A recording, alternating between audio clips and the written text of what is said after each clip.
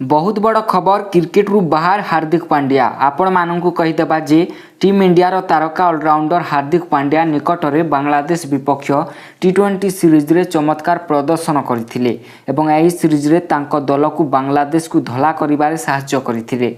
हार्दिक पांड्या तांकर test career रे 2018 रे शेष टेस्ट मैच खेलिथिले।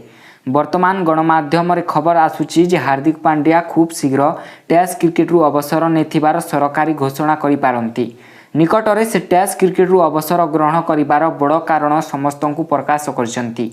जदि आपण हार्दिक पांड्या को टेस्ट क्रिकेट रु अवसर ग्रहण करिबार कारण जानिबा तेबे टीम इंडिया रो तारका ऑलराउंडर हार्दिक पांड्या 2018 रे टेस्ट क्रिकेट रे तांकर शेष मैच खेलिथिले।